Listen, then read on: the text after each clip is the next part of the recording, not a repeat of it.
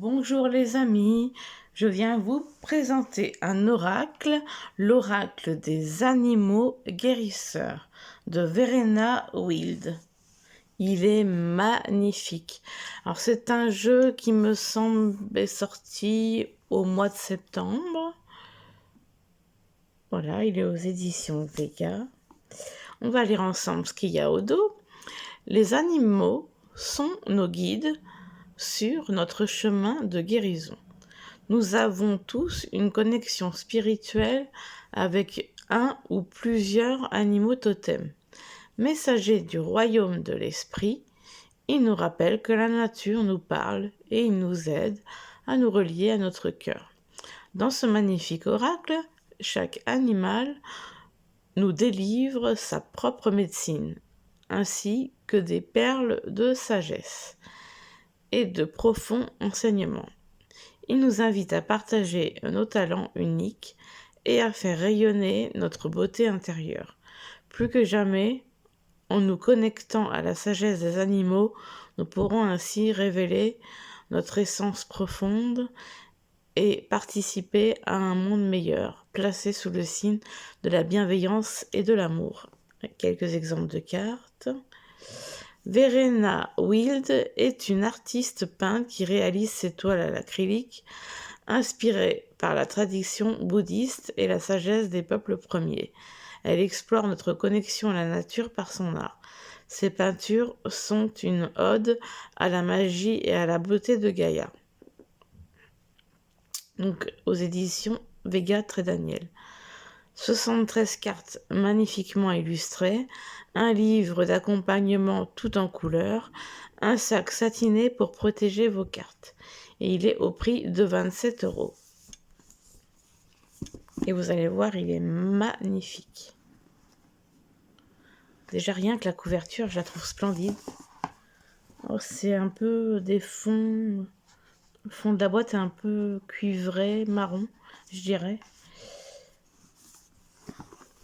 Ah, c'est de très grandes cartes. Très très grandes cartes. Hop.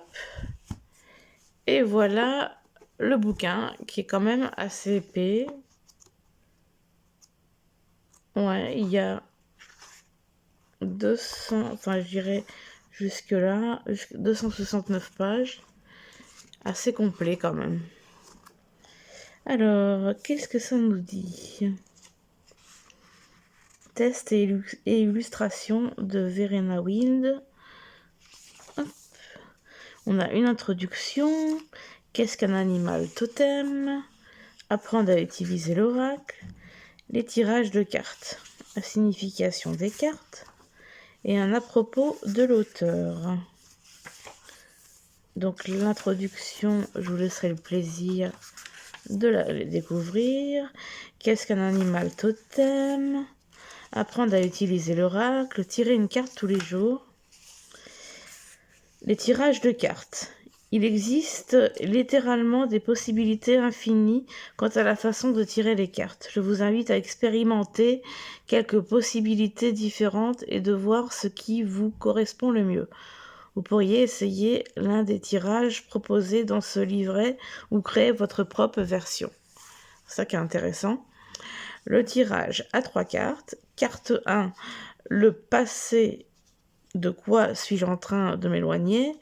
Carte 2, le soi présent, où en suis-je aujourd'hui. La carte 3, le soi futur, vers quoi vais-je maintenant.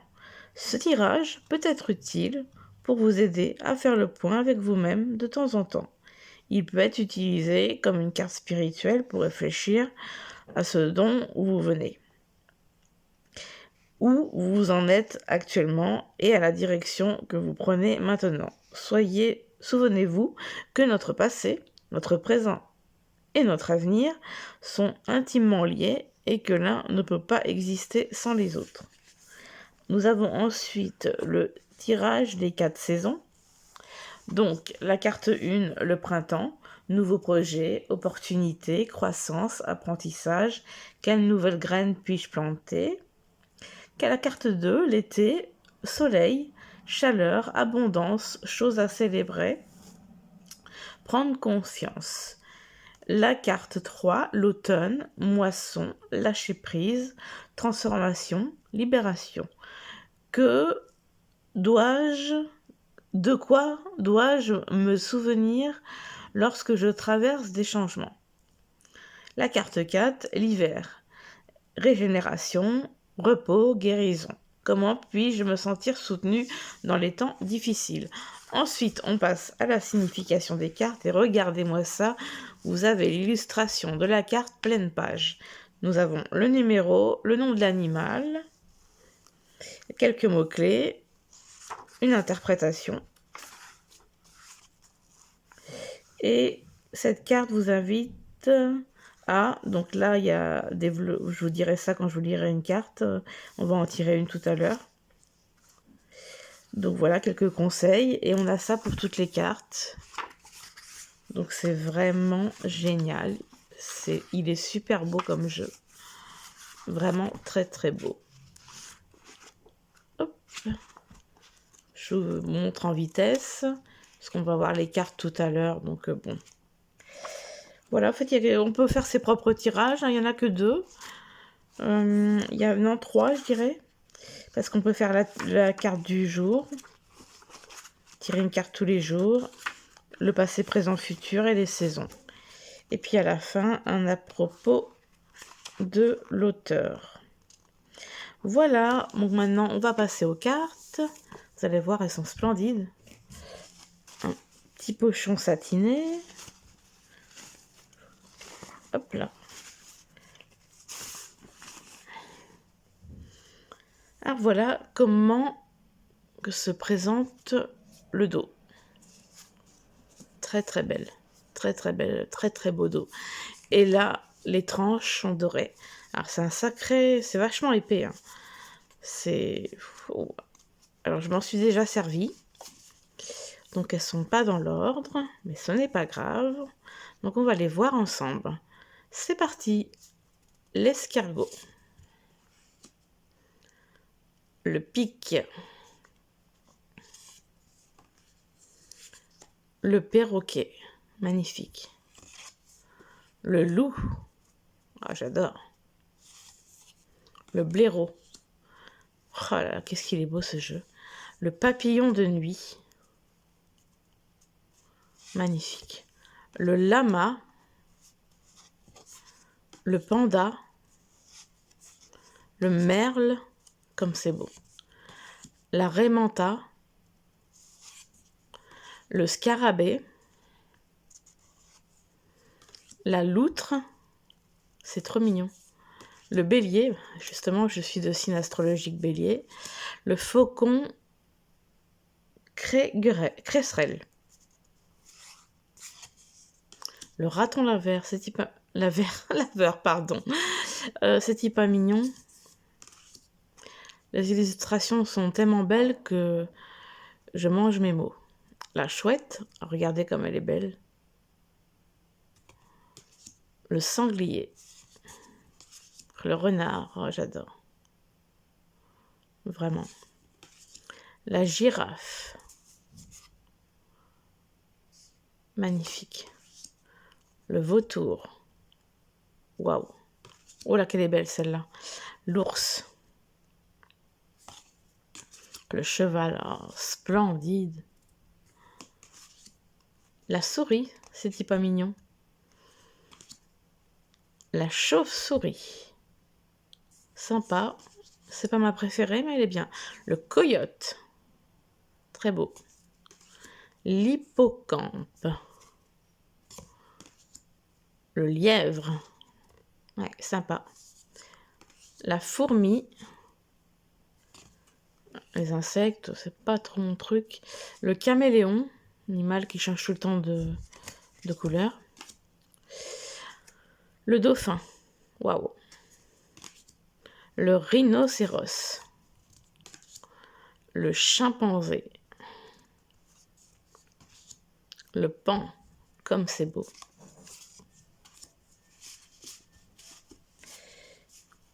Le chameau. Le koala. Trop mignon. Le colibri. Oh, cette explosion de couleurs. Waouh. Ah, il envoie du lourd, hein, ce jeu. Là, il est illustré vraiment magnifiquement, quoi. Le saumon. Le lion. Trop beau.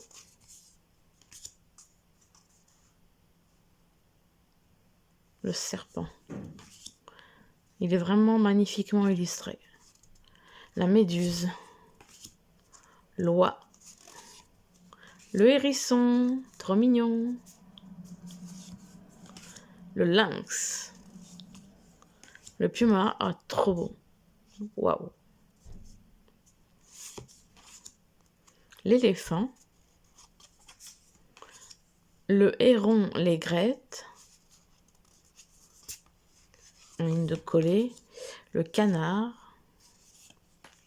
Le cygne, trop beau. Le corbeau. Le papillon, waouh. Ça me fait penser un peu à l'oracle, les 60 cartes de la communication animale.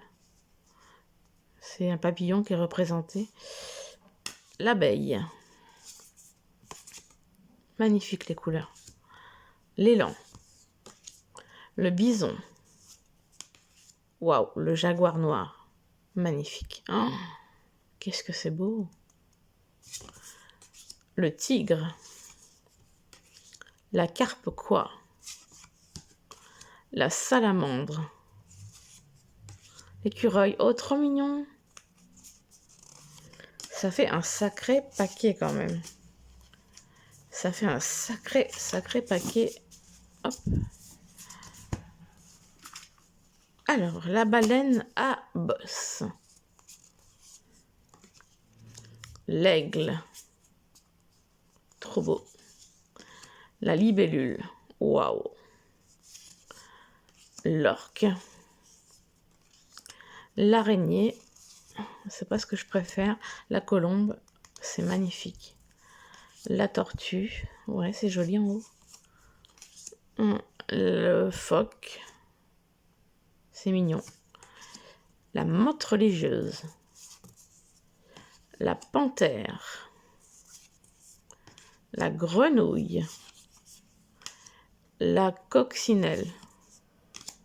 Le castor. Et enfin, avant-dernière, c'est pas la dernière, le scorpion.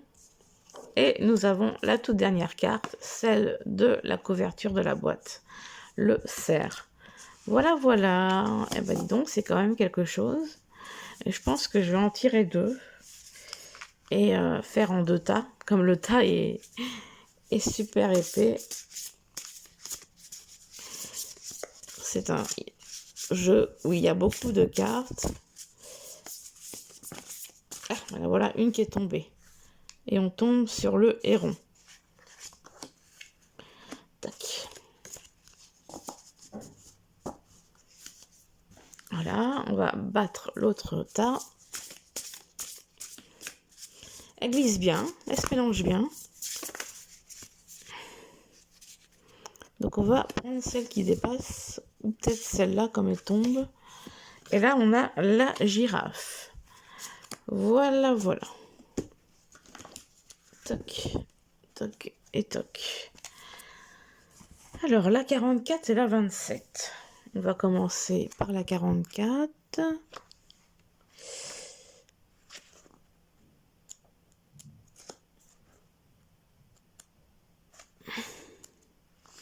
Alors voilà, comme vous voyez, illustration pleine page magnifique.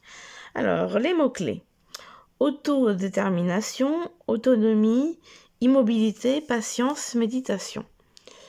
Alors, le héron est un oiseau des marais, et il fait partie de la famille des échassiers. Avec ses pattes longues, fines et gracieuses et son bec acéré, le héron peut se nourrir de poissons et de grenouilles dans les eaux peu profondes. Cet oiseau fait preuve d'une patience sans faille pendant la chasse. Pour capturer un poisson, il attendra sans bouger, parfaitement immobile, jusqu'à ce que l'opportunité parfaite, je mâche mes mots, se présente. Ce processus peut prendre beaucoup de temps, mais ensuite le héron agira d'un seul coup avec la rapidité de l'éclair. Il nous apprend à transcender les obstacles en restant vigilant et stoïque. Embrasser l'immobilité et faire confiance au processus sans devenir impulsif est un aspect essentiel de sa médecine. Bien que le héron jouisse d'une connexion aux éléments terre et air, il explore aussi le monde de l'eau. Plus ses pattes sont longues, plus il peut explorer les profondeurs. Cette connexion à plusieurs éléments est une invitation à explorer des activités différentes qui pourraient sembler n'avoir aucun rapport, mais qui, in fine, et de l'anglais, font partie d'un ensemble plus vaste. Le héron porte également un message d'indépendance. Le grand héron bleu est un chasseur solitaire qui ne rejoindra ses congénères et formera des groupes que pendant la saison de reproduction. Le reste du temps, il se distingue par sa singularité. La solitude du héron correspond à la lame de l'ermite dans le tarot de Marseille. Une carte qui parle d'introspection, de questionnement au niveau de l'âme et de méditation. Le héron vous invite à suivre votre chemin d'autodétermination sans laisser les autres saper vos choix. Vous seul pouvez savoir ce qu'il y a de mieux pour vous et votre sagesse innée vous guidera à travers tous les aspects de la vie.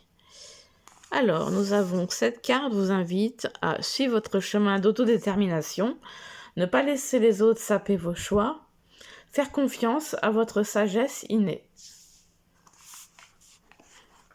Donc ensuite, j'avais décidé de prendre une autre carte qui est la girafe, donc la 27e.